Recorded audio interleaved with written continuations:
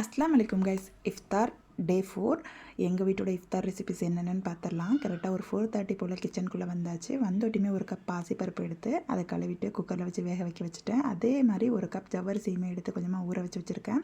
இப்போ இன்னொரு பக்கம் தேவையான அளவு வெல்லம் எடுத்து கொஞ்சமாக தண்ணி சேர்த்து கரையறக்காக அடுப்பில் வச்சுட்டேன்.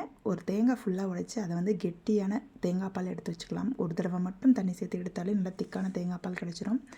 இப்போ வந்து பார்த்திங்கன்னா நம்ம வேக வச்ச பாசிப்பருப்பு நல்லாவே வெந்து வந்துருச்சு. அது கூடவே ஜவ்வரிசியை சேர்த்துட்டு நம்ம கரைச்சி வச்சுருக்க வெள்ளத்தையுமே வடிகட்டி சேர்த்துட்டு ஸ்டவ்வில் வந்து ஒரு 10 to 15 மினிட்ஸ் வேக விட்டோன்னா ஜவ்வரிசி நல்லா வெந்து வந்துடும்.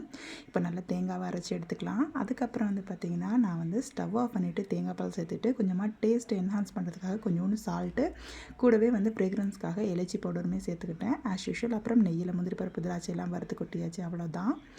இன்னொரு பக்கம் வந்து பார்த்திங்கன்னா கஸ்டர்ட் வந்து காய்ச்சி வச்சாச்சு. காலையிலே காய்ச்சி வச்சுட்டேன். இப்போ தேவையான ஃப்ரூட்ஸ் எல்லாம் வந்து அத்தை வெட்டி கொடுத்துட்டாங்க.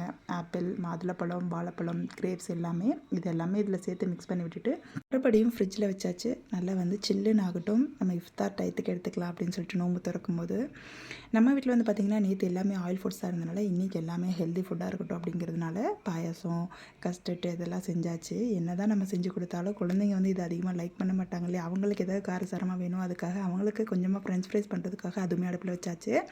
இந்த மஷ்ரூம் பார்த்திங்கன்னா பார்க்கறதுக்கு ரொம்பவே அழகாக இருக்குது. இது ஹஸ்பண்ட் வாங்கிட்டு வந்தாங்க. அதுலேயுமே ஒரு சிம்பிளான ஒரு செமி கிரேவி மாதிரி வச்சாச்சு. சகருக்கு ஜூஸ் வந்து நன்னாரி ஜூஸ் தான் பண்ணியிருந்தேன். சப்ஜா சீட்ஸ்லாம் போட்டு அல்ஹம்துலில்லாஹ் எல்லா வேலையும் முடிச்சுட்டு வெளியே வர ஒரு 6:30 ஆயிடுச்சு கிச்சனை விட்டு. இதுதான் நேற்று எங்கள் வீட்டோட இஃப்தார் ரெசிபிஸ். அஸ்ஸலாமு அலைக்கும்.